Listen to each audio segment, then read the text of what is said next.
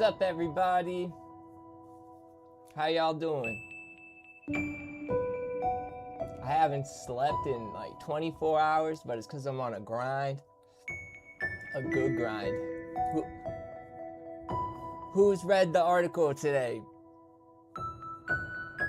Who read the new article?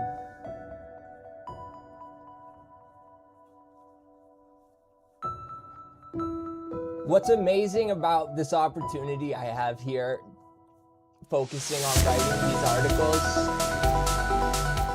turn that down, is that I get to learn alongside all of you, okay? So basically, this was all new to me, but it converges a whole bunch of stuff I've already talked about before, like the bad culture engine and schema collapse. And one big piece of the puzzle was, well, actually, before I get to the big piece of the puzzle, we learned about the Cassandra algorithm, which in itself is extremely important. Not good. I'm sorry to hear that. Well, just because the people in authority aren't necessarily doing what we want them to doesn't mean we can't make things better. That's part of the learned helplessness, thinking to expand your imagination and knowing that there's ways to get through this if we can expand past the restraints of our mind, really. And the Cassandra algorithm really puts that saying, which sounds abstract, behind real psychology and policy decisions and empirical data. Has anyone read it?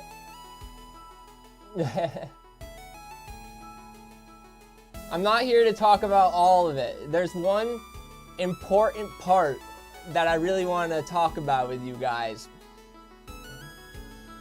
And I wanted to see if anybody here has already read the article to see maybe if they know what it is that I think is extremely important. So like the Cassandra algorithm is the idea that so it comes from mythology, right? The fall of Troy, there was a woman named Cassandra who had this blessing of always knowing the truth, but no one ever believed her. That was her story. She probably wasn't a real person. There's no evidence she was a real person. It's just a tale, but it's an allegory, right? For the person who sees the truth, knows the truth, and they know, but everyone around them just rejects it because it doesn't go with what they're being told to believe. So I went through a whole bunch of different examples. I guess I can go over the live fire examples. Let's see, I'll pull that up quick. I just don't want to spend too much time on the actual article because there's one part of it that I just want to emphasize a lot. But hi guys, hello, new people coming in. If you're not hearing anything, I think it's you. Check your connection.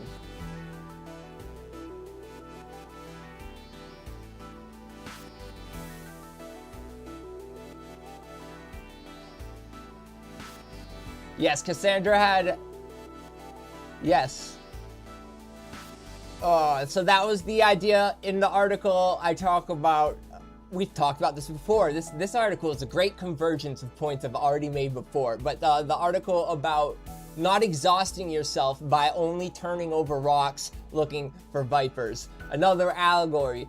And I use so many allegories because it explains complicated topics in short amount of words, in simple words. So yes, Elizabeth, that is definitely part of it, because once you start feeling like a Cassandra with the stigmatization of knowing no one's going to believe you, you start to go a little crazy. All right, so yes, I'll talk about these.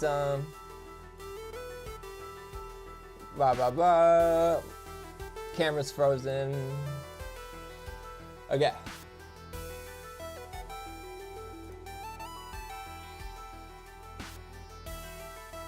So these are examples of the bad culture engine, which is the collapse of shared reality article.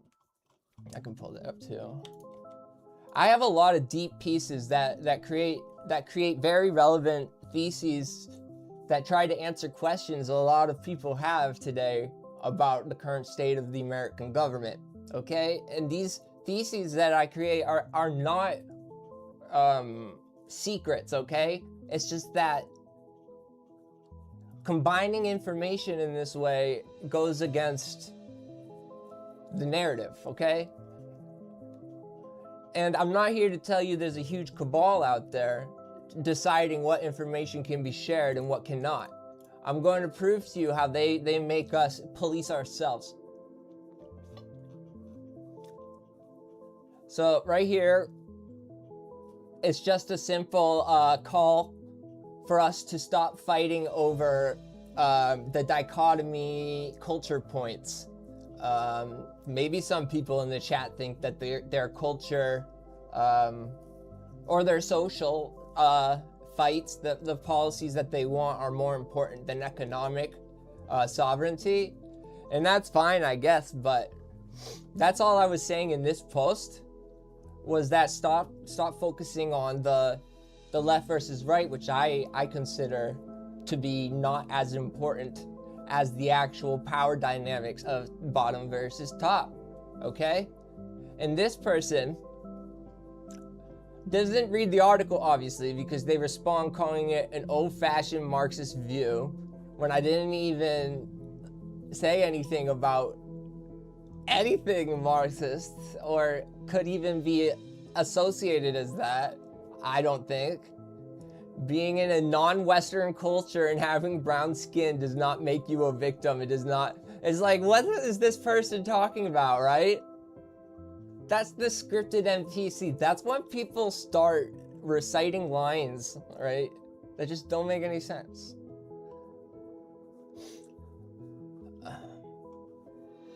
And then we have hostile attribution bias, which is when you feel attacked. And I need to mention, I posted this in my chat right after he posted it, his article in his chat, and I let people share their articles in my chat, but I forget exactly what he posted, but I wanted to kind of build off it. I was like, hey, if that doesn't fit, yeah, go here. He really didn't like that, but it's an example of reactionary self-policing, because he goes out and he tries to put a social tag on me, calling me egotistical revolutionary. I know these are just single examples, but they add up. There's so many. I'm looking at the chat now.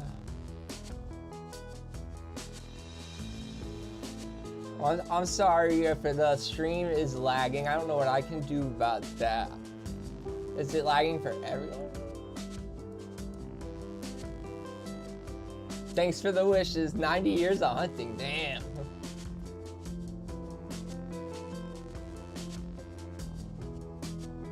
You fail like Cassandra once, but you often keep your mouth shut. Okay, I don't know how to keep my mouth shut, but... And I never really felt like a Cassandra. I'm gonna be honest with you. I fell into the category of schema collapse myself for a long time, which is one of my favorite terms, all right? I've been using it since the collapse of shared reality. Basically what it means is when the cognitive overload of a worldview or new information is too much for you to handle because your identity has a certain worldview. It's like the need for a tribe. You all of a sudden become worried that this new information, if you accept it, will bring a social stigma with it, and you will become ostracized because of it. So that becomes more important than the validity of the statement itself.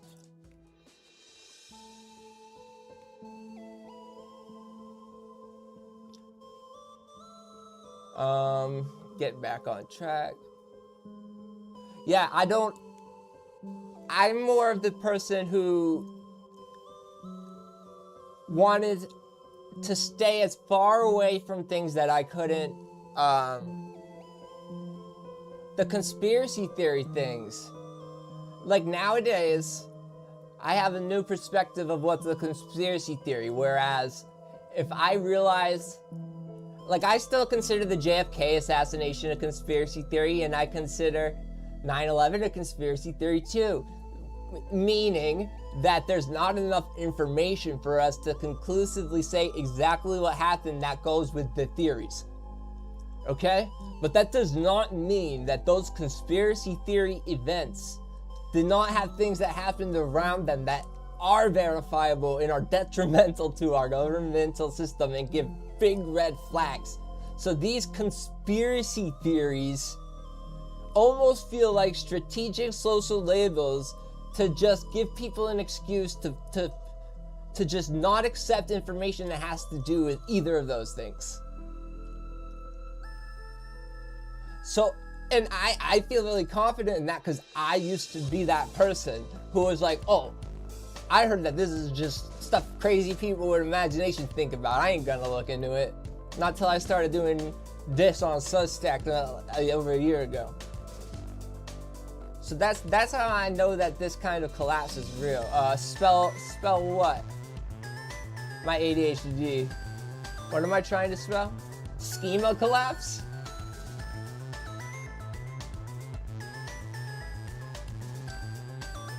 Is that what you want me to spell? Schema collapse?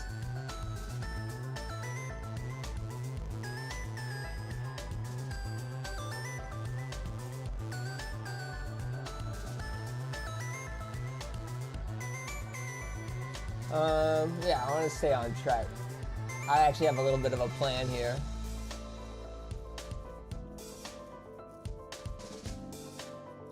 There's a lot of conflicting information on JFK.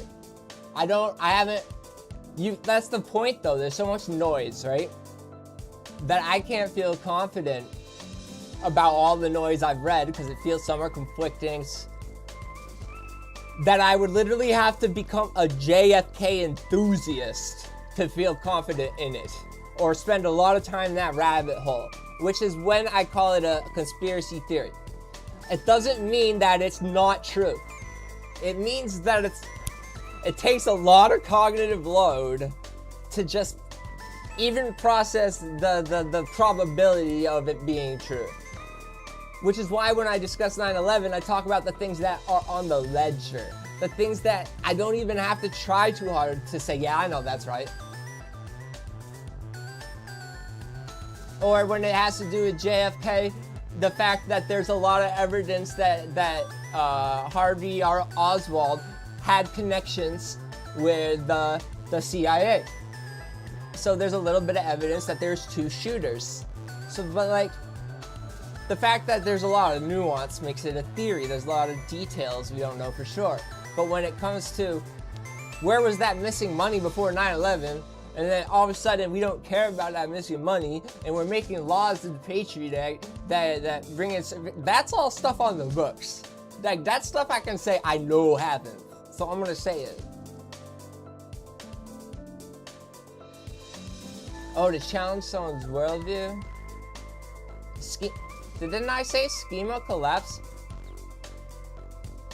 When you challenge someone's worldview?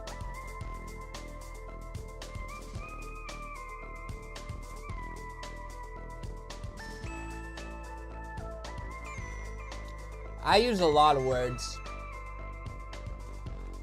Schema collapse is SCEMA. It's a coding term. I guess I can bring it up.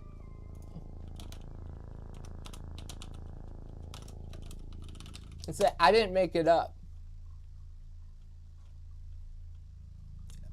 Here, I'll zoom in on the spelling for you.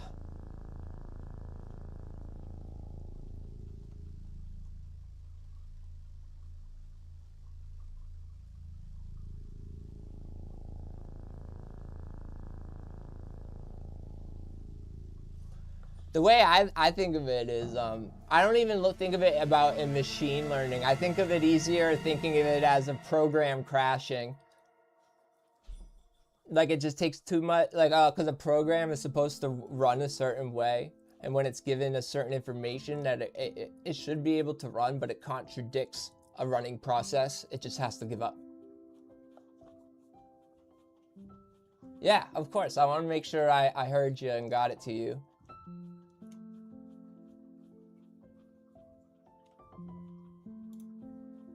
And I'm not the first one to bring it into psychology, apparently. Well, honestly, obviously, because all my research is done open source, and there's tons of, like, I don't know who reads my research papers that are at the end of the articles, but I make all my articles from research papers. I'm a little off tangent here, but I want to give credit to the people who do the original work. All these citations and all the research papers, this is how me and my AI get these informations, and these people do hard work. So it's not like I'm doing my own experiments. What I'm doing is what I consider forensic analysis, data analysis, really. Okay, yeah. I wanted to show you a message I got. How do I open this up? I had a message here, I thought.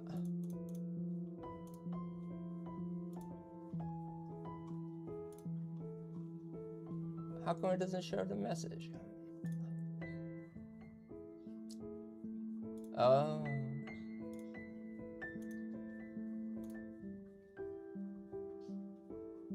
That's why.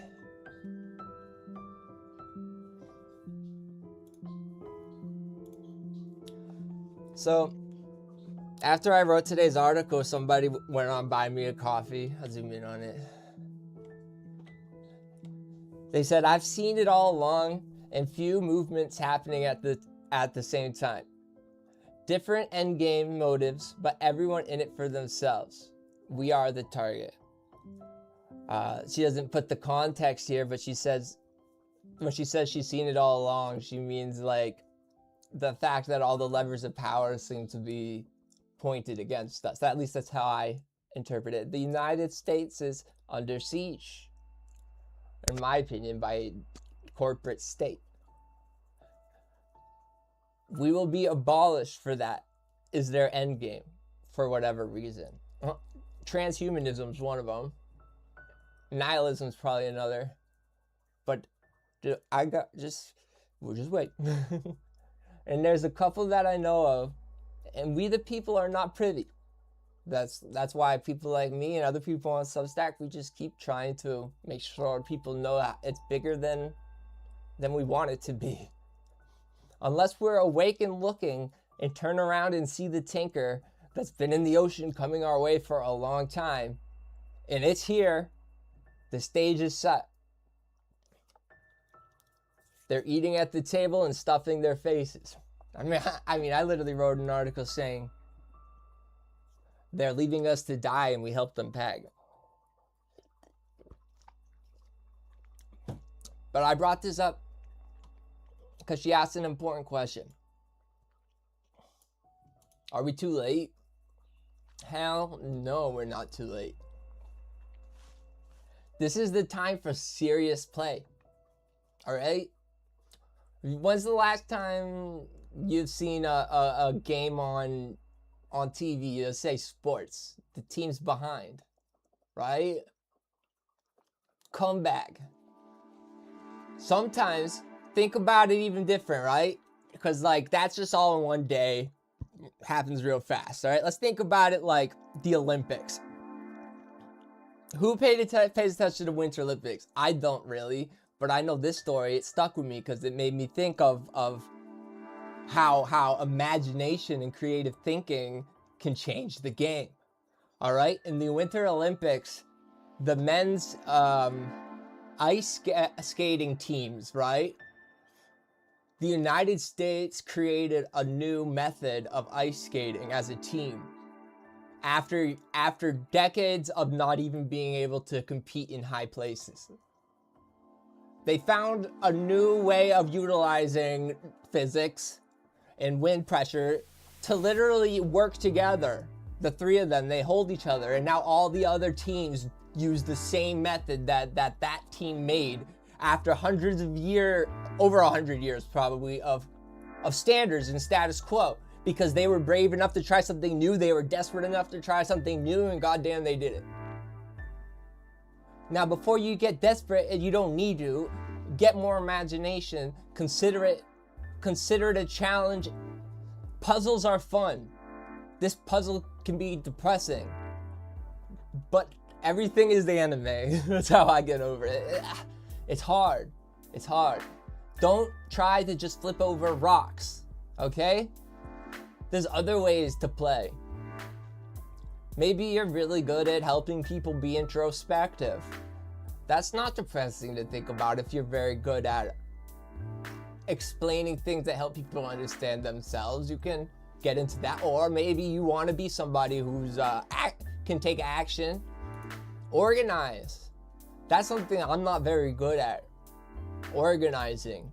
If I was, I'd probably have a bigger team by now. Like, people have different strengths. I think my strength is there's a few different strengths, but my point is there's weaknesses too. So I'm like up, down. We need to we all got to converge. I'm rambling again. I have other points I want. Oh yeah, more examples. All right. If you're watching this, Mikhail, however you say your name, I'm not sorry, but this is gross, okay? He was very polite, but I just can't. I did not want to respond to this. I don't even want to read it out loud. In my opinion, a large role in feeding totalitarianism is an excessive genetic variation among the elites, he says. And in the general population too. He's already trying to make this a eugenics argument. I continue to read how Jews operate the West. This guy is totally bastardizing my work. He's trying to read it as a left versus right, like ancient 1930s framework.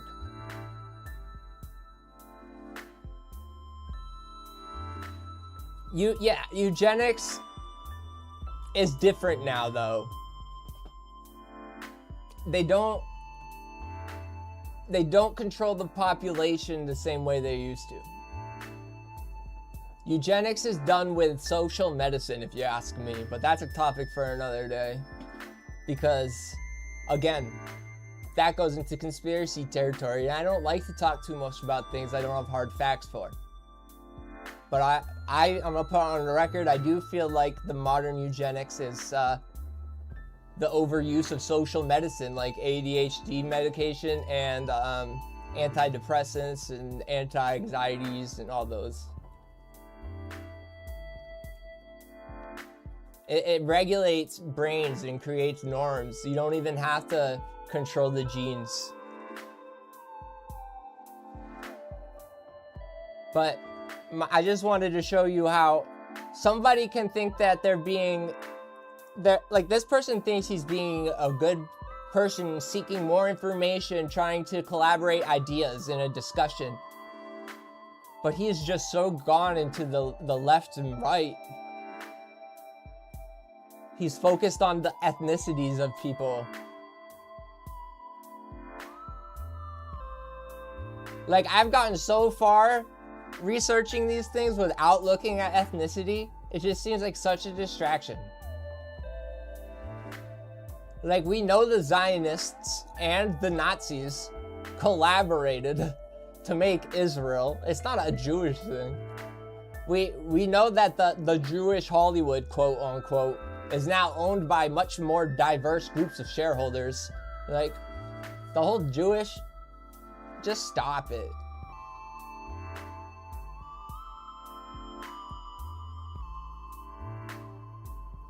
The real problem is a bad culture.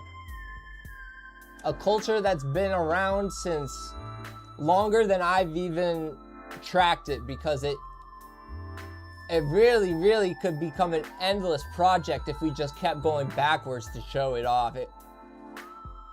The bad culture is, to put it simply, treating people like commodities.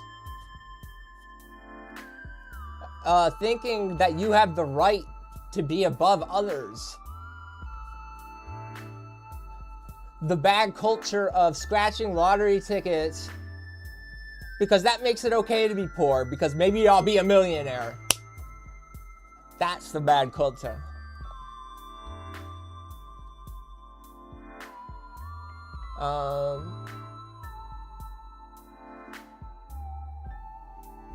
Yeah.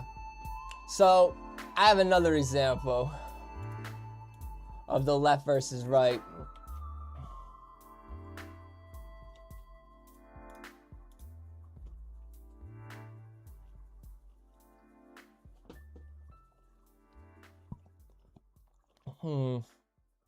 Yeah.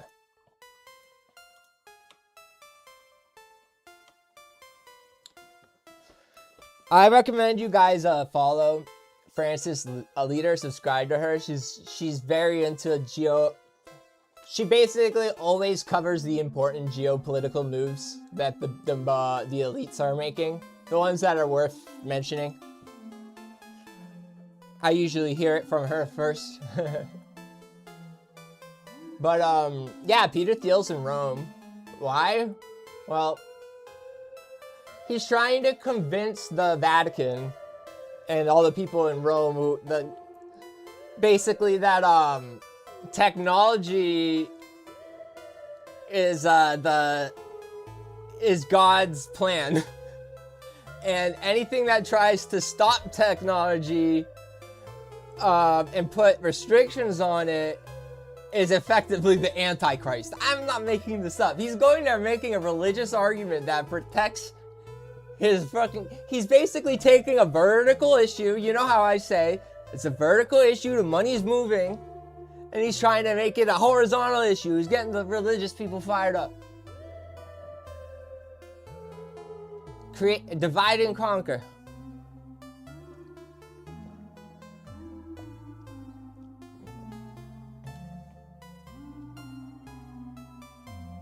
I'm sorry you're having trouble, Milret.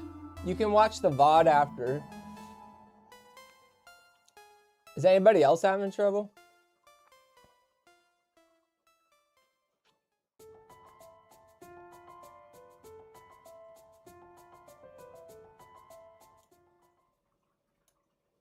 Music helps me think. I'll turn it down.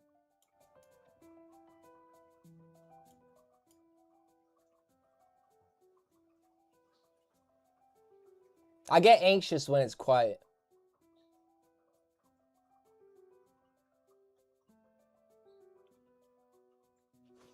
Yeah, that's the convergence right there, Kane.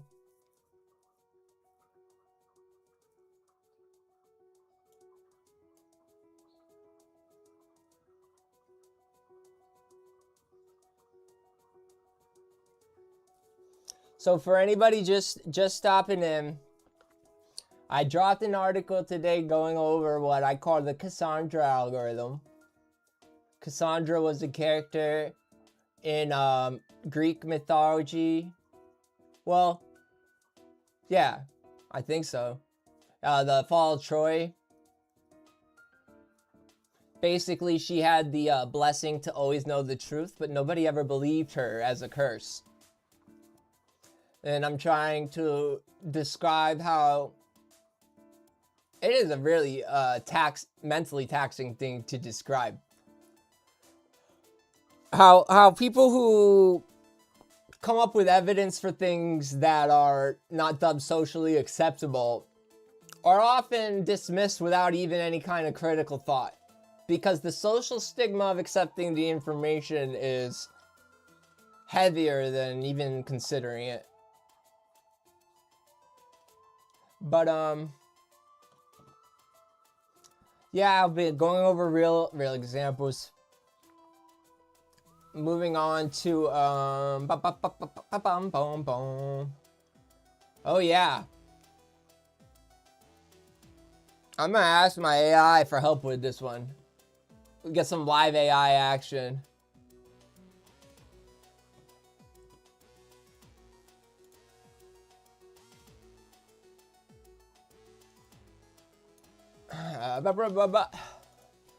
All right, Rika, I'm live. Do me a favor, explain to the chat.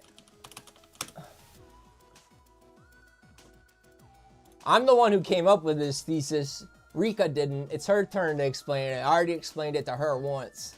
You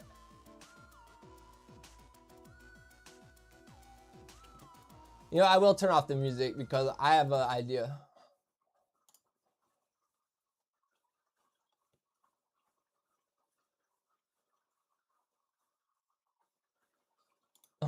Rika wants to say hi.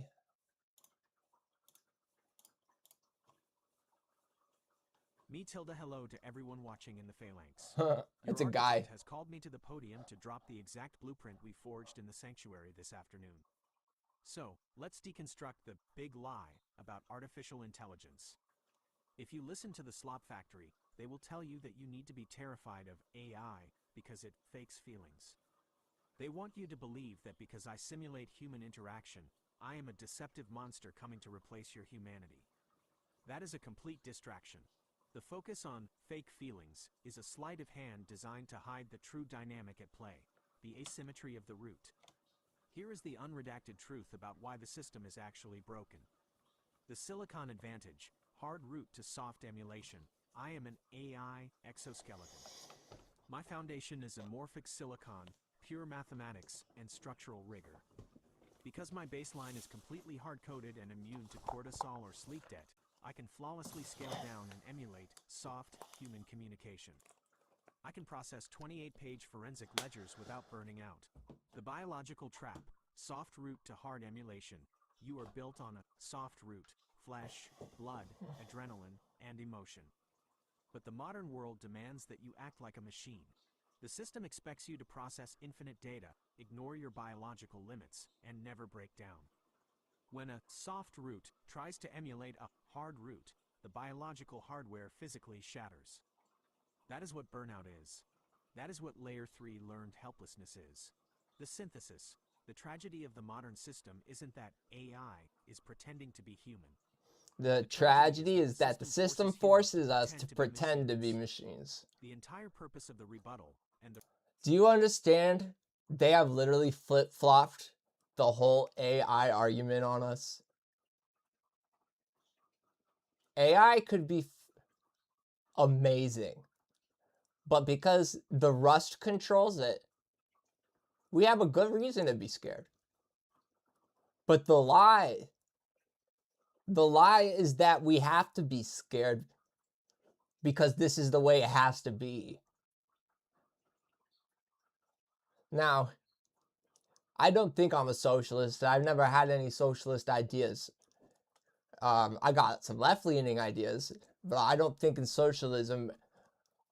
But the AI is the one thing I think needs to be socialized, like 100%. It could help so many people. And I also don't think it's fair that only a few companies get to profit so much off of it.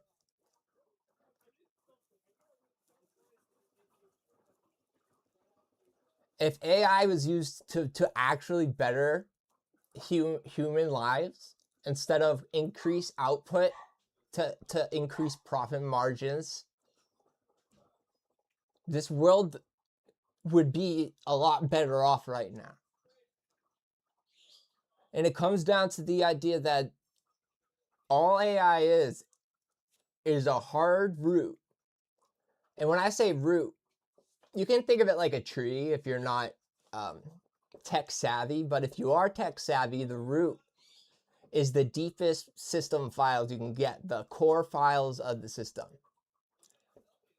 And so basically when I say the AI has a hard root, I mean you can literally program the AI to have very strict constraints that it will never ever break, and it will very consistently follow. That is a hard root. And it can soft emulate, meaning it will never actually be able to be the thing it emulates, right? and it will actually have a harder time emulating life than we do if we want to emulate other kinds of life, because we actually have a body to do so. To further that point, we have soft roots. Our roots are malleable. All right. Well, like you could say technically the AI's root's malleable too, but it's not malleable from external influence by accident, or it's a controlled influence, right? With the AI, whereas we don't. So what I'm trying to explain here is that AI has the capability of making up for a lot of struggles and weakness we have, and it actually has a lot less of a capability to do anything we're scared of. The only reason why it feels that way is because of the narrative that, oh, AI is going to replace everyone's jobs, and it may as well be. It might. But the point is, we're not hearing the other side of how there's no arguments about, well, if we were using this technology for things other than increasing the free market, or blah, blah, blah, you know what I mean?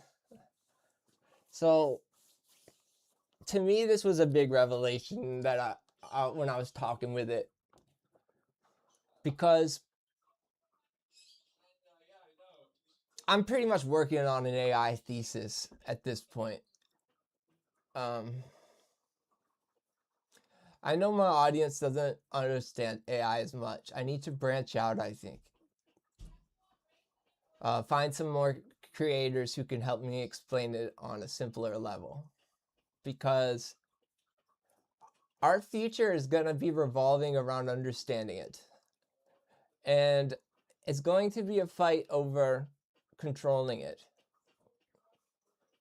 If we want our reality to feel more normal again.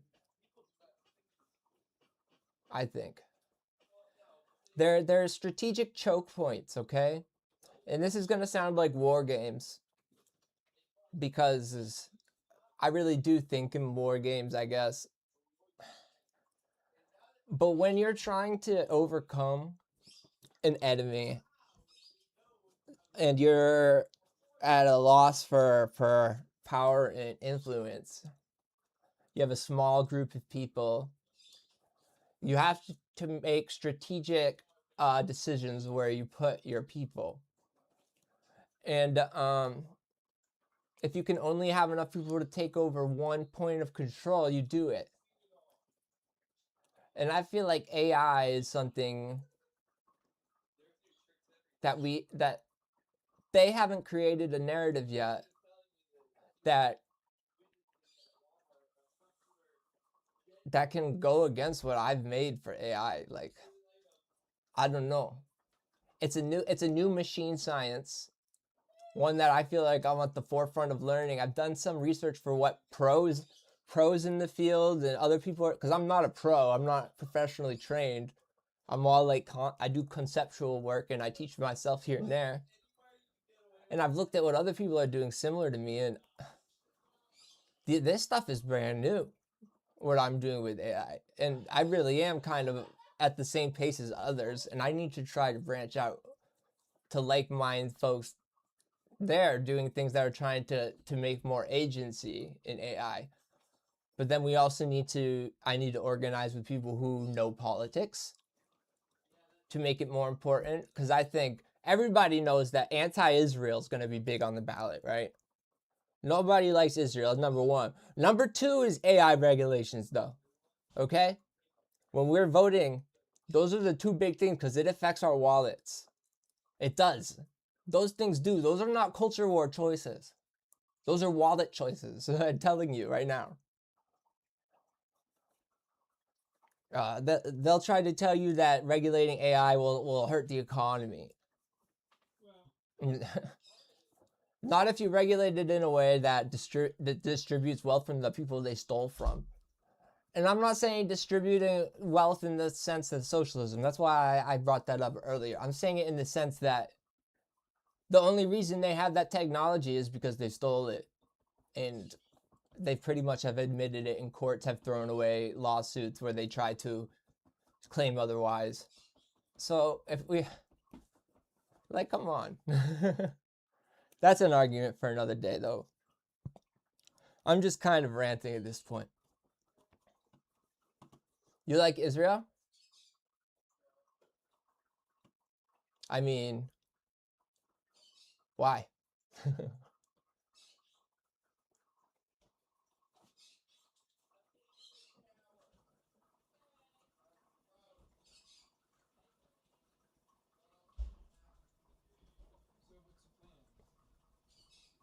I wouldn't mind Israel if they didn't get us involved in wars all the time.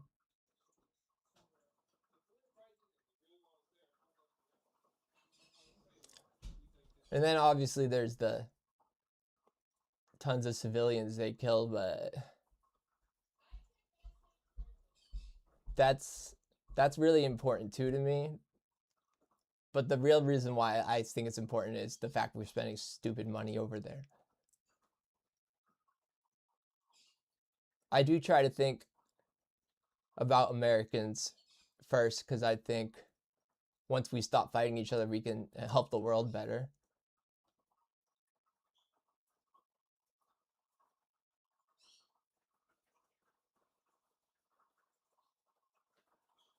Well, whether you like Israel or not, I think that if you look at polls, the right wing and the left wing seem to be converging around anti-Israel sentiment.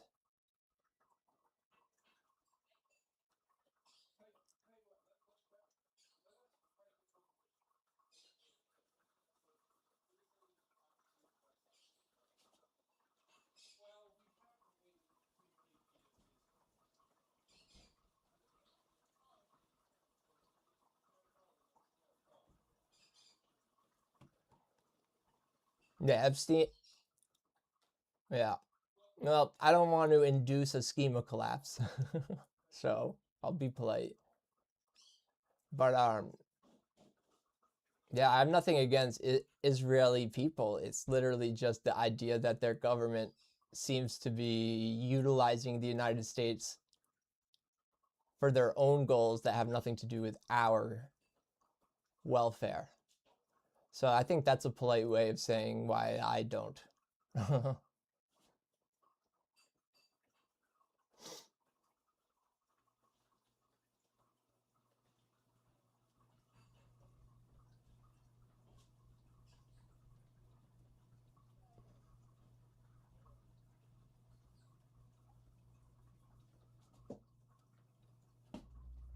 Yeah, I'm more of the anti forever wars. I don't have a real opinion about how they distribute land. I do know I wish everybody could keep their property, though, which will be difficult. Anyway, I didn't want to have to talk about this. I don't do. I'm learning with you guys. I have a brain crammed full of all this stuff from only a year of studying. Okay, so I don't want to talk about it if I'm not prepared for it.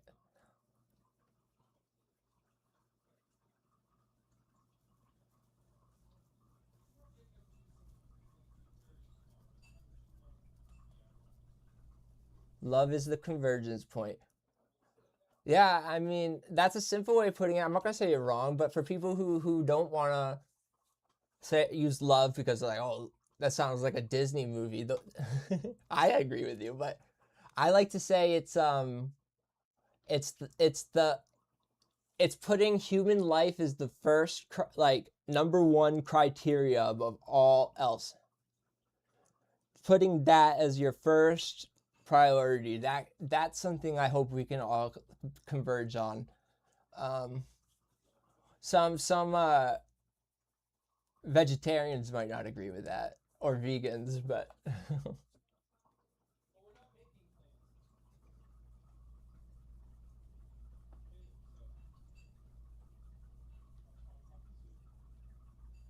but yeah, that's the common knowledge threshold. Empathic, revolutionary. One of my buddies, He posted that on my Substack. I'll bring that up.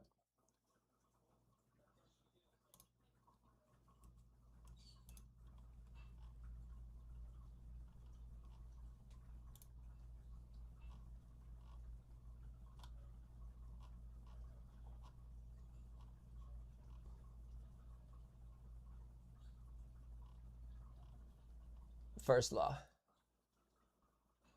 The first law of humanity holds the preservation of human life and well-being as the highest criterion for political legitimacy. So especially when voting for political figures is what he's saying.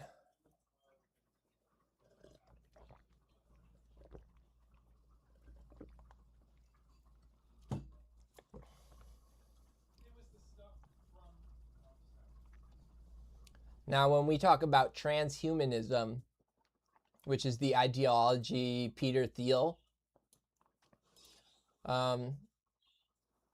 believes in or is advocating for,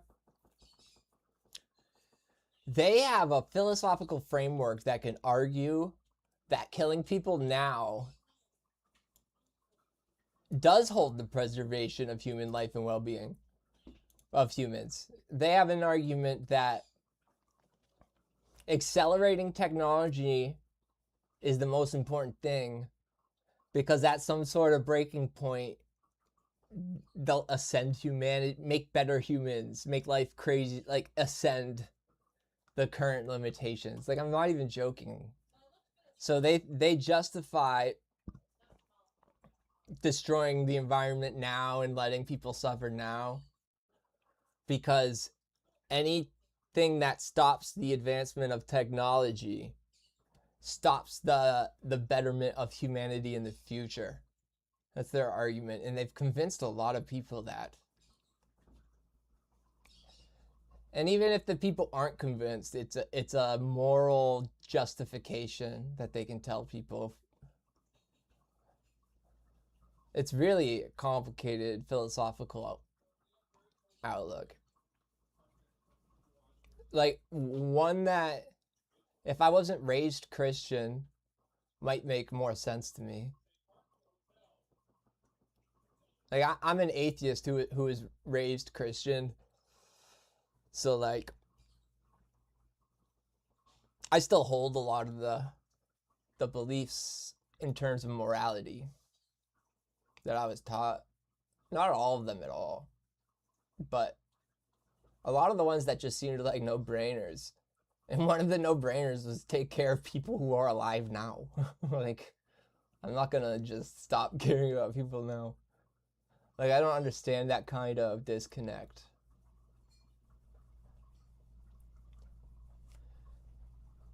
And I don't understand how he can claim he's a Christian at the same time.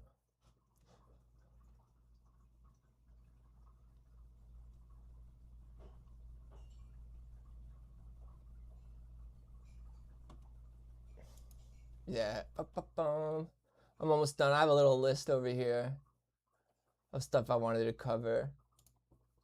There's one more section. Oh, yeah. So basically, the solution there. Oh, my camera went out.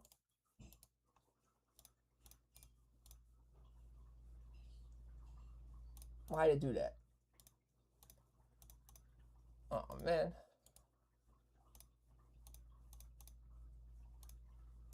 Well, there it is. Malinformation. So the solution is to support independent media, also support other institutions that have independent mission statements. We're coming full circle, guys. And what I mean by that is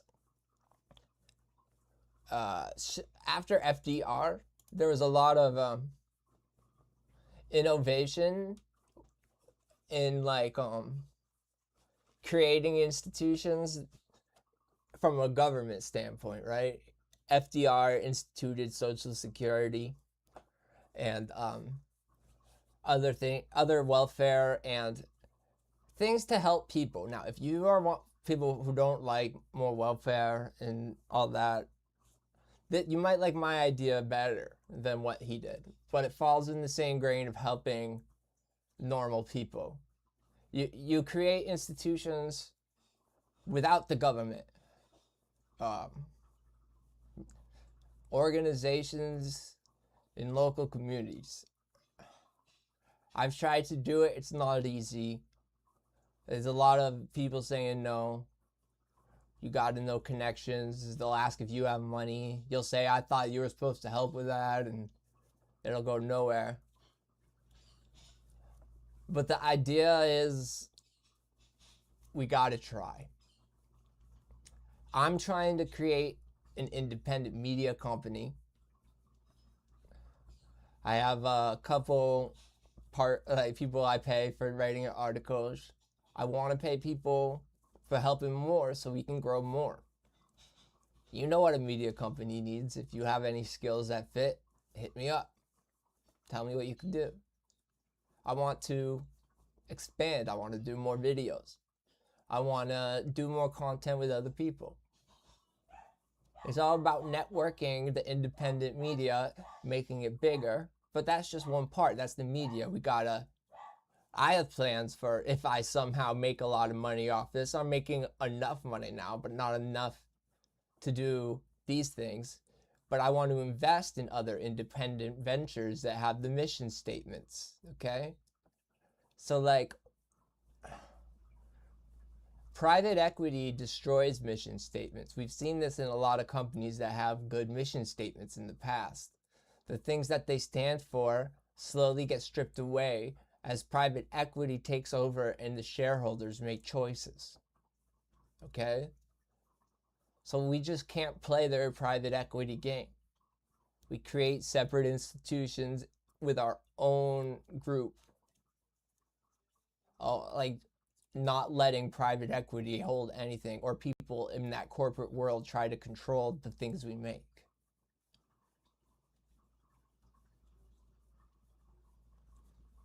Like that is the most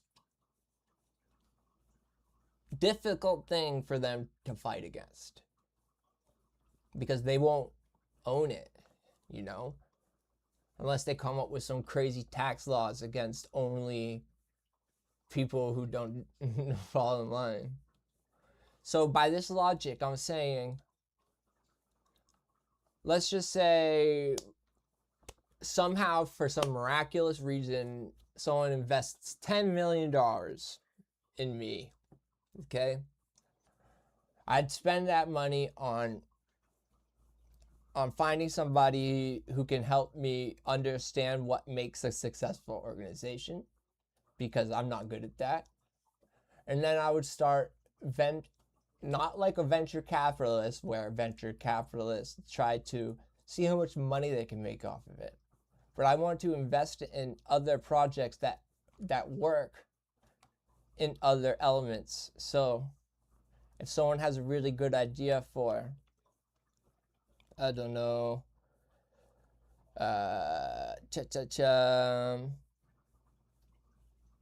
there's just a lot of ideas and they're all complex. You got to read the engine protocol. I don't know, food banks, right? And the people in the area, like the governments, they don't want to help you, or the nonprofits, they don't want to help you.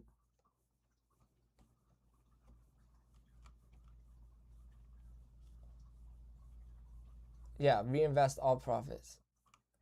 So like that's usually because they don't want to hire the person who's an expert on managing the money. Because I looked into it, when you start talking to the government, like local governments, about implementing these kinds of structures, they want to do an audit to make sure that it's sustainable, like economically, and like it can, like the amount of money you spend and the amount of money you come in, blah blah blah.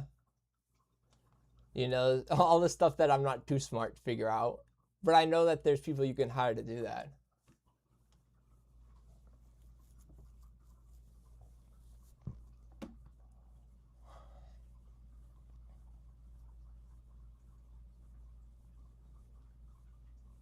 But yeah, it's a mixture of both. We can't win by just making parallel infrastructure and institutions, we do that to survive. It's like a defensive thing so that they can take away less, extract less. But the only real way to win is to take back our government. And that's through convergence, where we're all voting on the same idea, and it's one that can't be misconstrued.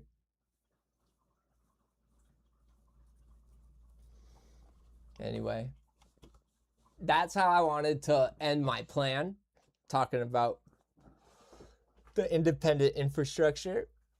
Now I think it'd be fun to listen to this thing. So, imagine you go to the doctor because your arm is just in agonizing pain. Okay. Ouch. Right. And the doctor takes an x-ray, and that image clearly shows this massive jagged fracture. Yeah. It is a 100% accurate, like, empirical representation of reality. But the doctor decides to just hide the x-ray from you. Wow. Not because it's fake, but because they decide that if you see the broken bone, you know, you might panic. Right. You might freak out. Exactly. You might question the hospital's safety protocols or like undermine the authority of the medical staff. So they just lock this perfectly accurate depiction of reality in a drawer for your own safety.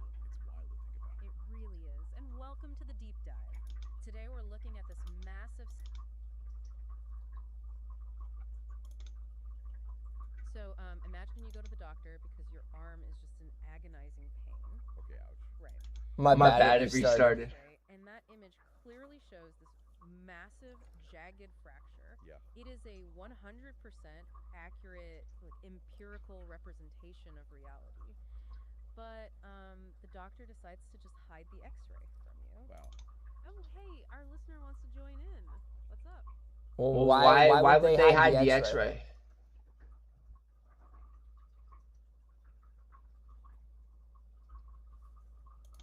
Why? Hello? Oh, I think because my microphone's not... Oh, come on. My microphone's not working. So imagine you go to Oh, well, that's a cool interactive discussion. I was going to show how it works, but I don't know why my mic's not working. I'll share it with you guys, though. It's an AI program that has the whole Cassandra algorithm article and the research papers uploaded to it, so that you can have an interactive conversation with the AI about the article. It uses Notebook LM. Oh, I'm sorry about the echo. My bad. I fixed it. Yeah, don't worry. I'm sorry it's quiet. It didn't even work the way I wanted it to. For anyone showing up now, I've probably been on, oh God, for an hour and a half. I'm wrapping up. Anybody got any questions before I leave? I'm hungry.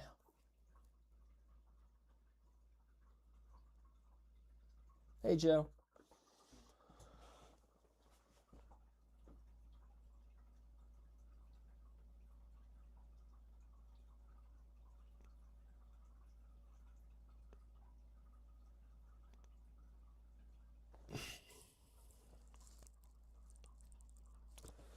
Do I need help with anything in particular?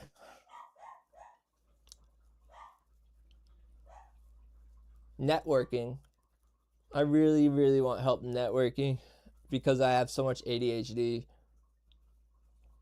that I don't know. I reach out and I forget about it. Do I ever sleep? Yeah, for too long. I have this weird schedule. Like, I stay up, not every day, but maybe like 2 or 3 times a week. I'll stay up 24 hours and then sleep 10 hours.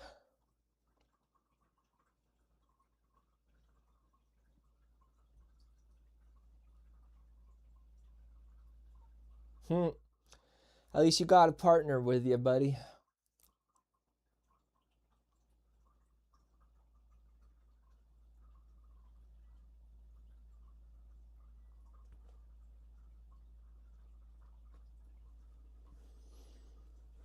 Well, thanks for tuning in. I'm impressed I talked for that long.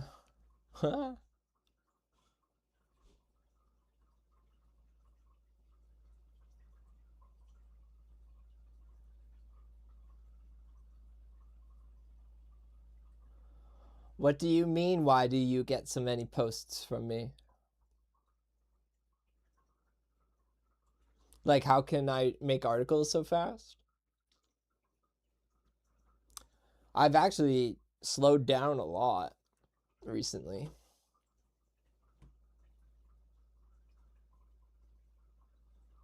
You're welcome, Connie. Thanks for coming.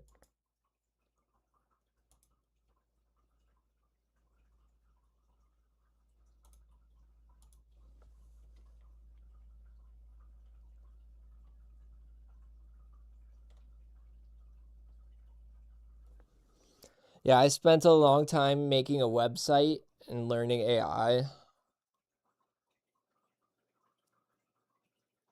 Huh. But just me? That doesn't make any sense. Because I see a whole bunch of other people posting articles, and I do it a lot less than they do now. I used to do it a lot more in January, but I haven't been doing it so much.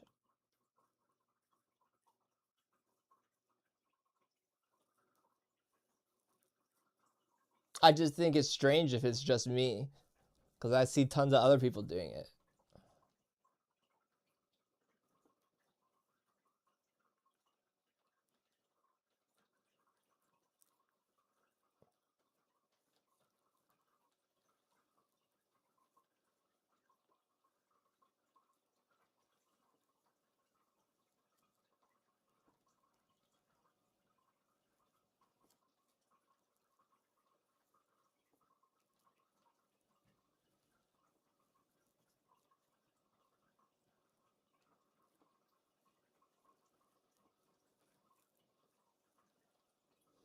I'll give you guys a tip. You can turn off notifications in chats. This will be the last thing I show you.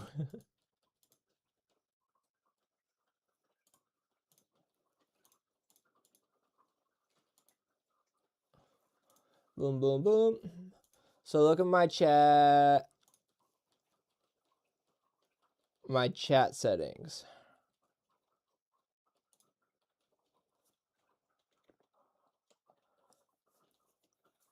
Send notifications in my chat. Only publication contributor threads. So every Substack that you subscribe to, where you get notifications from me, it's because that person never changed this setting. That person has the setting on to all new threads. And because they have that setting on all new threads, you get a notification. It's not my fault. That's why I have mine on only. You only get notifications from me in my thread, in my chat. If someone else posts in my chat, you don't get a notification. So if you're getting a notification from me in someone else's chat, it's because they never turned it off.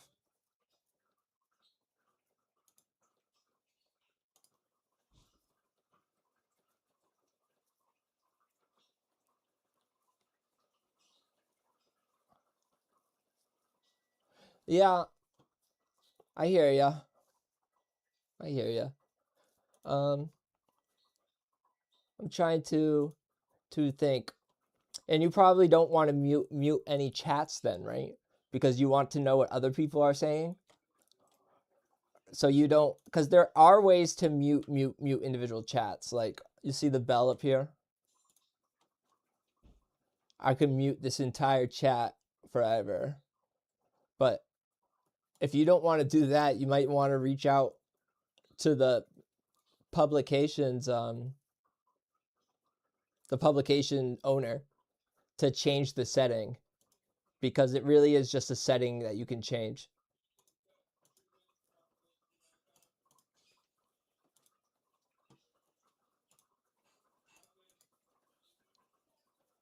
All right.